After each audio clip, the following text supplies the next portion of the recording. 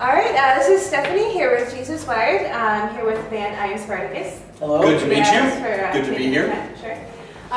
So what's the story behind the band name?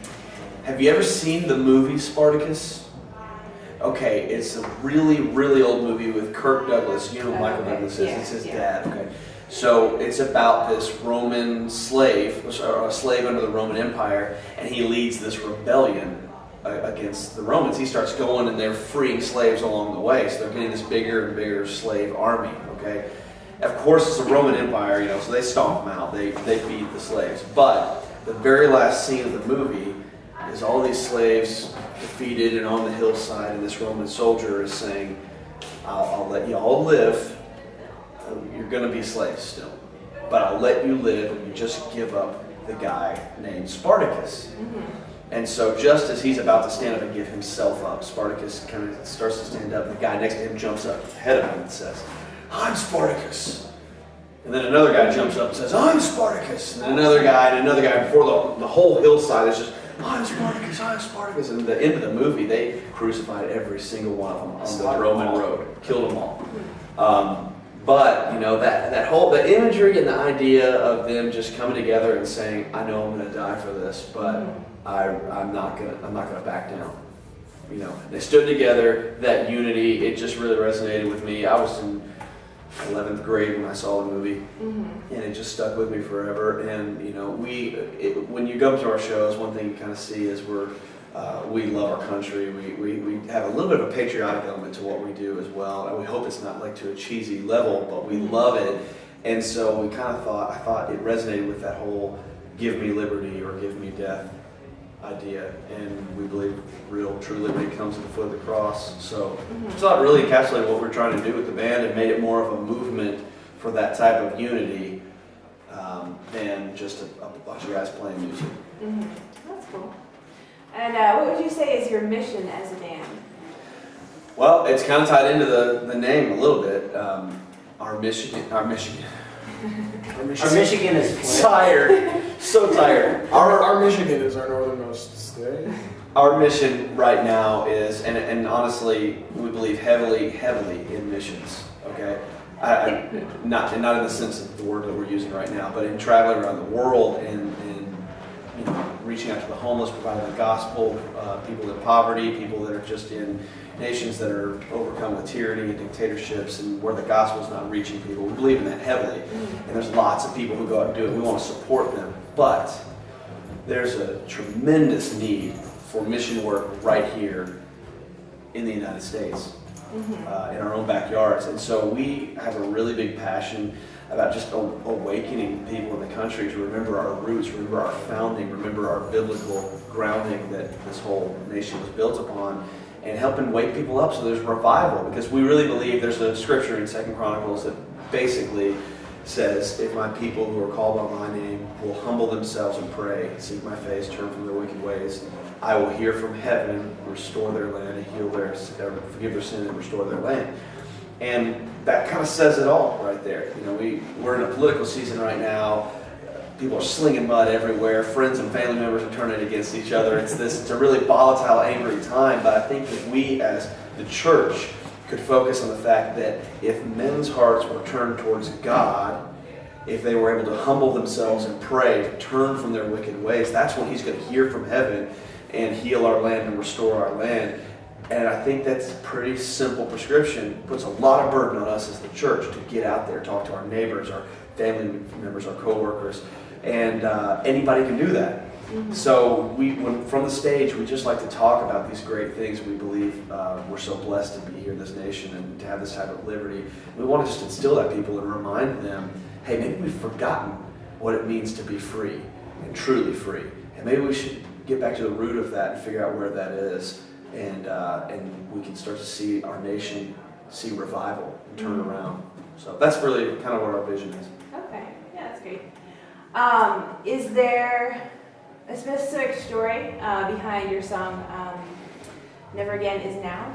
Yes, I listened to a lot of talk radio, try to keep up with what's going on around the country, around the world, and this talk show host Glenn Beck was talking about the Syrian crisis with ISIS and Al-Qaeda, and there's a lot of persecution for many different groups over there, but specifically Christians are being persecuted. They're being run out of their homes. Some of them are being allowed to survive if they pay a tax. That's just merely a tax for being a follower of Christ. But they're being killed there, and they're making videos of it, and it's just a propaganda tool, and it's instilling fear in everybody. And basically, you know, right now ISIS is trying to establish what's referred to as a caliphate. That's what they believe in. They're basically bringing about their Armageddon, their belief to where Islam will reign supreme all over the world. And so because of that, obviously Christians got to go. You know, Christians and Jews, kind of their #1 targets right there. And then any Muslims that don't really agree with what they're doing, they got to go too. So it's a terrible thing that's going on. But when we look back in history, these things have been happening ever since the beginning of time. It's not new. We think, man, it's getting so bad. What's going on? Well, it's what happens when the world has fallen into sin. So what we did in World War II was we rose up and we stomped that out. And we said, never again. You know, we're not going to allow this to happen again.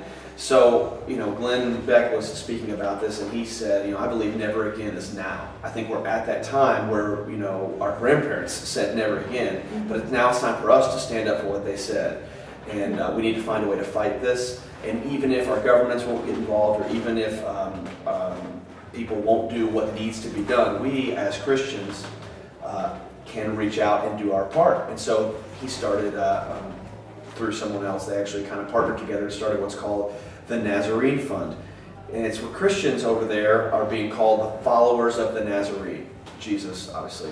And so they're marking their homes with this. It looked kind of like a U with a dot in the middle of it.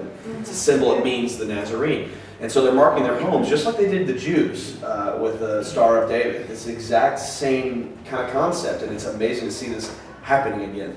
History repeating itself really quickly when you think about it. In the grand scheme of things, this is pretty quick to be seeing the exact same thing happening. So the focus is more on Christians right now. So while these families are being run out of their homes, chased out of their countries, no place to go if they even can make it, this Nazarene Fund said, let's put money into an account, to a fund, to bring families of 4 or 5 and relocate them. So they're going and seeking out countries that will take these families in, and they're starting their lives over for them. And I think it was about $25,000 can set them up for a year over there. Which you think about it, just is a tiny amount of money for a family of 5. Set them up for a year so they can start over. And so they started the Nazarene Fund. People are giving amounts of money, $10, $20, $30, $100,000, whatever they can. $5, $1. One guy gave like 34 cents and change. He sent it. He said, "This is all I have. I'm an ex-vet. I don't have any money, but this is it. And I want to be able to help in this situation." So the whole campaign was called "Never Again Is Now," and that resonated with us. So we wrote a song called "Never Again Is Now."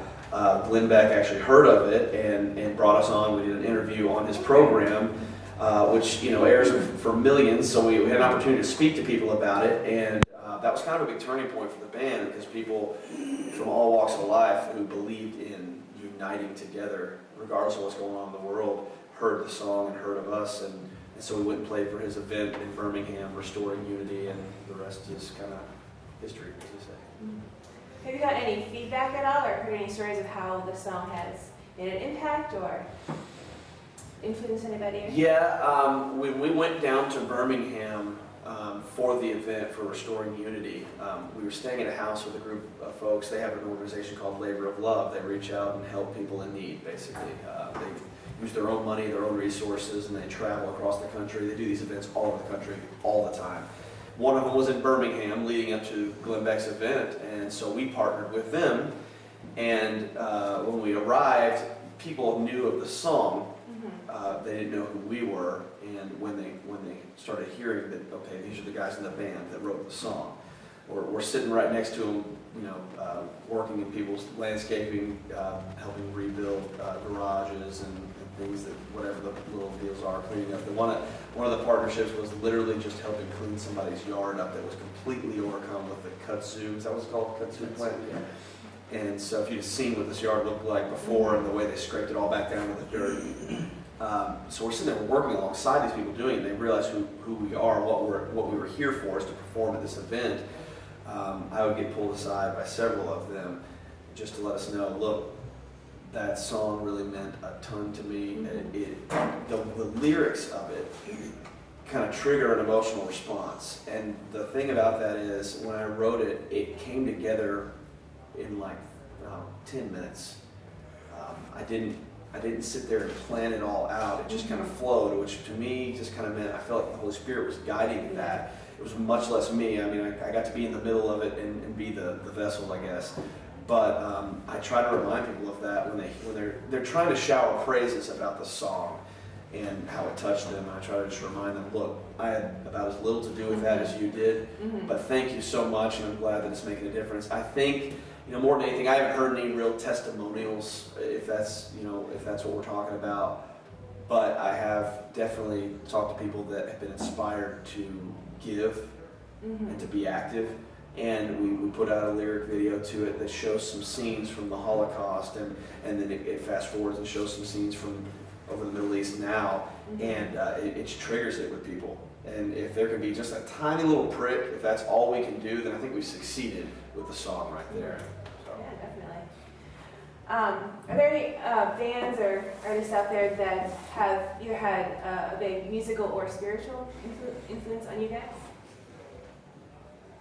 I have Definitely lots of music. If I could just interject, personally, the tour that we're on right now, the Come One Come All tour with the Protest, we have, or at least myself, I've never personally been in fellowship, I guess you could say, with another band as genuine as those guys. That's right. So if nothing else, as far as inspiration, they challenge on a daily basis without personally extending an actual challenge, more along the lines of a come alongside, hey, let's just be. Let's be better, let's be good, let's be the light. The humility. And so those guys have challenged and inspired me beyond what they could possibly even realize, just by their daily witness. So. Yeah, I would have to agree with that. Do you have any? Well, musically, I would say that Reliant K is obviously a huge one for me. I mean, that kind of, when their big record came out, I was fairly young. But it kind of decided the path. How old were you? I was going to choose 11. 11. Wow. 11 years old. But that decided kind of like where I was going, and I mean, I guess it was kind of a God thing because I ended up with guys that think the same way.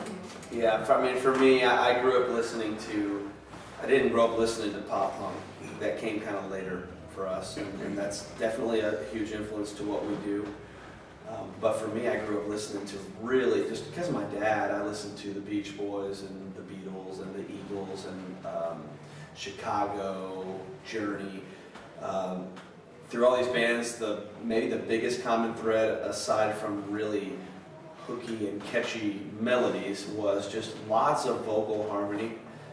So I was kind of raised around it, and I just loved it. So that's something we wanted to incorporate a lot. A lot of bands aren't doing a ton of it, So we wanted to throw in some 3- and 4-part harmonies, depending on who's in the band at the time. If we've got, but usually it's 3-part, and we that's kind of part. We kind of, I guess, channel our inner Beach Boy a little bit as we play the pop punk stuff. So.